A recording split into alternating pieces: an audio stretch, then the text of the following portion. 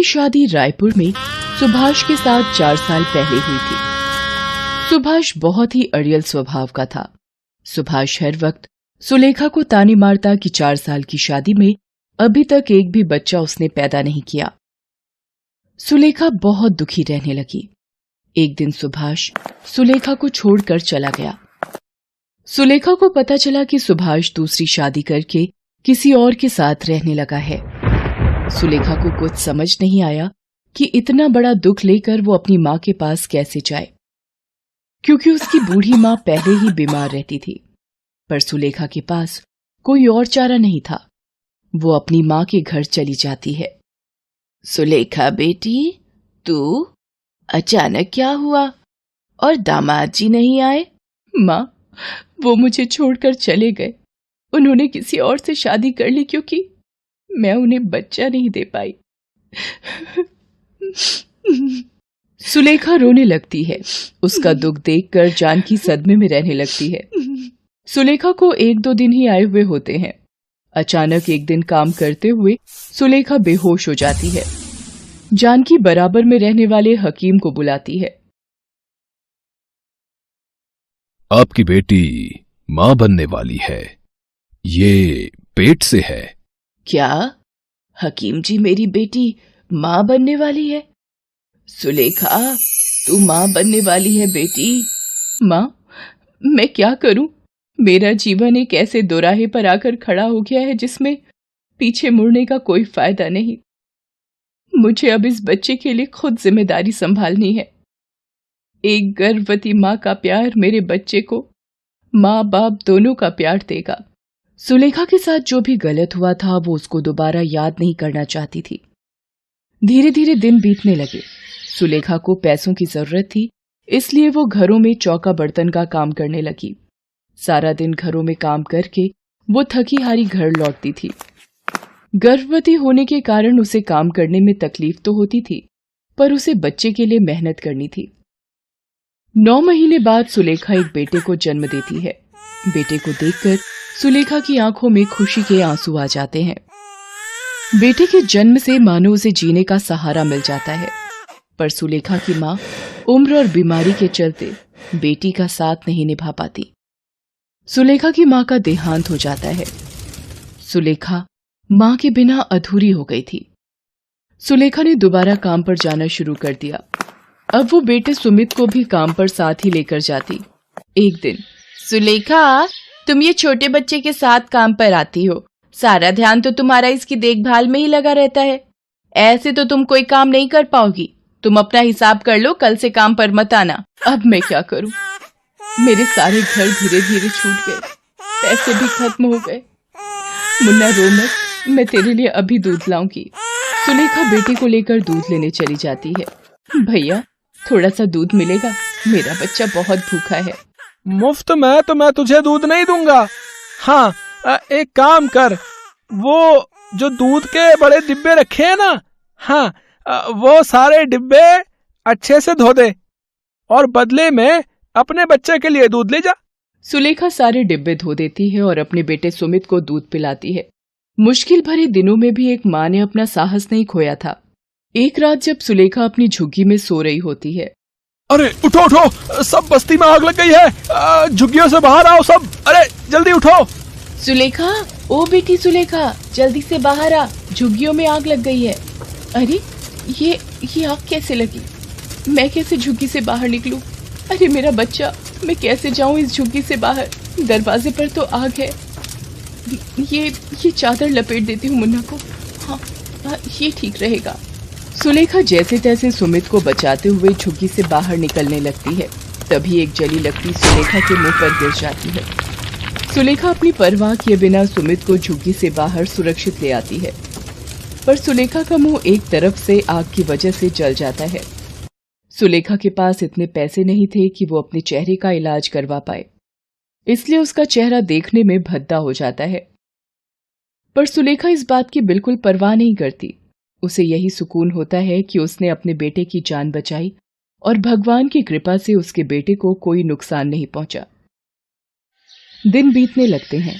अब सुमित स्कूल जाने लगा था और सुलेखा चाहती थी कि सुमित पढ़ लिख कर बहुत ही बड़ा आदमी बने, इसलिए वो दिन रात मजदूरी करके मेहनत करती रहती थी। एक दिन, अरे राजू आजा, रुक, मैं अभी अपनी कॉपी लेकर आया, तब तक तू कमरे में बैठ।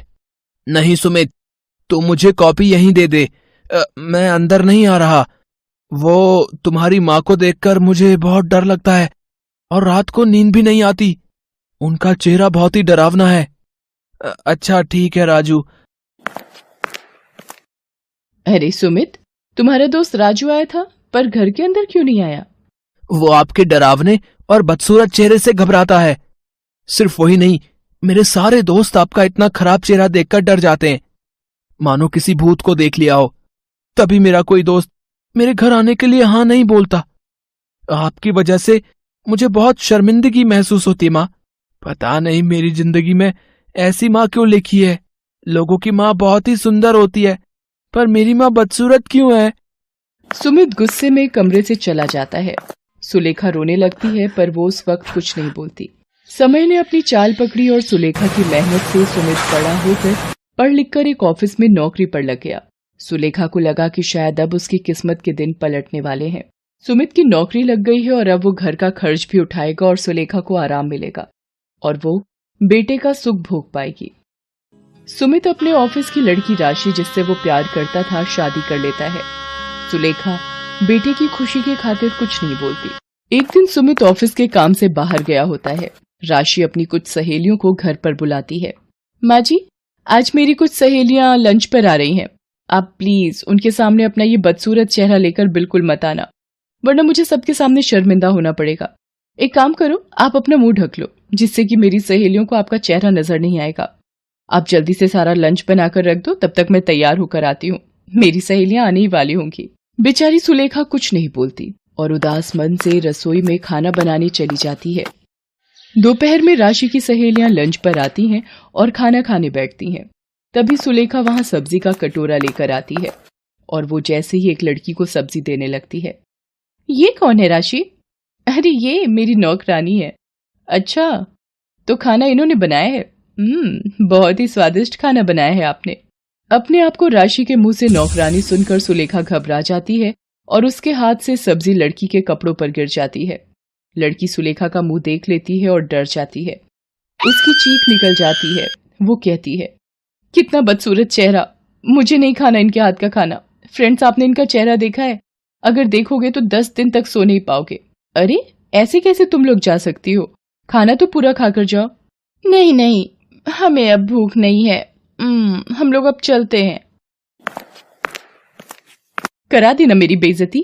मेरी सहेलियों के सामने आपसे कितनी बार कहा था मैंने कि अपना ये मनहूस चेहरा मेरी सहेलियों के सामने बिल्कुल मत लाना, पर आपने मेरी एक नहीं मानी। आने दो सुमित को, मैं अब इस घर में एक पल भी नहीं रह सकती। सुमित के आने के बाद राशि तरह तरह की बातें बनाकर सुलेखा के खिलाफ उसे भड़काती है। सुमित, अब मैं एक पल भी इस घर में और नहीं रह सकती। अगर तुमने अलग रहने का फैसला नहीं लिया तो मैं तुम्हें छोड़कर अपने मम्मी पापा के घर चली जाऊंगी। माँ, हम और अब आपके साथ नहीं रह सकते। हमारा भी अपना जीवन है, हमारा भी अपना अलग परिवार बनेगा। जब हमारे बच्चे होंगे और आपका ये बदसूरत चेहरा देखेंगे तो शायद वो भी शर्मिंदा होंगे। इसलिए यही सही रहेगा कि हम आपसे दूर हो जाएं। मैं राशि को लेकर जा रहा हूं, हम आज से अलग रहेंगे। पर सुमित बेटा, मैं तुम्हारे बिना कैसे रहूंगी? मेरा तो जीवन ही तुमसे है बेटा। मेरी तो हर सुबह हर शाम तुम्हें देखकर ही होती है। तुम्हारे बिना मैं जिंदा नहीं रह पाऊंगी मेरे बेटे, मुझे छोड़कर मत जाओ। सुमित सुलेखा की बात को नहीं मानता और राशि के साथ अलग घर में रहने चला जाता है। सुलेखा सुमित के जाने से बहुत दुखी हो जाती है।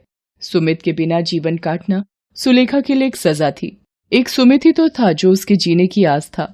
सुमित के जाने के दुख से सुलेखा बीमार रहने लगी। उधर सुमित राशि के साथ दूसरे घर में रहने लगता है। एक दिन सुमित ऑफिस में होता है, तभी उसे अचानक हार्ट अटैक आ जाता है। उसके मुंह से मां शब्द निकलता है। मां, बहुत दर्द, मां। सुलेखा सुमित के गम में बेहोशी की हालत में उसे याद कर रही थी। पड़ोस की श्यामा मौसी उसके साथ बैठी थी। ऐसा लग रहा है जैसे मेरे बेटे ने मुझे पुकारा हो, जैसे वो किसी तकलीफ में हो। मैं आ रही हूँ मेरे बेटे, तू चिंता मत कर, मैं आ रही हूँ।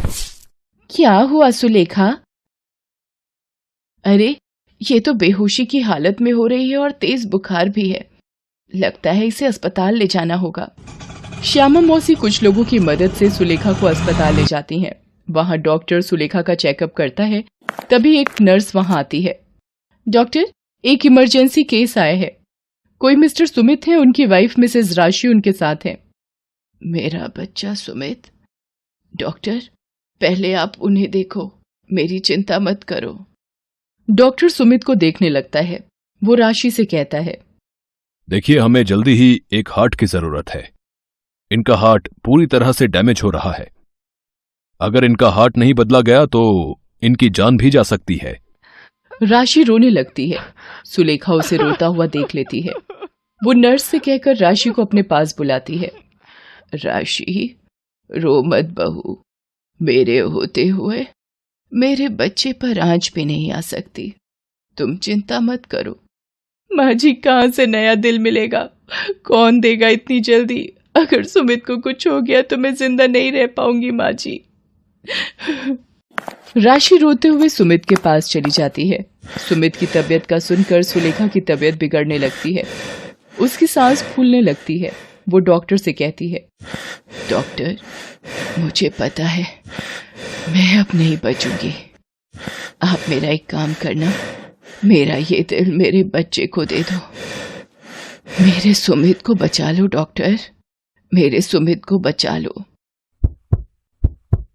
सुमित को होश आ जाता है। डॉक्टर उसे कहता है, ओह गुड मिस्टर सुमित, अब कैसा फील कर रहे हैं आप? सुमित, अब आप बिल्कुल खतरे से बाहर हैं।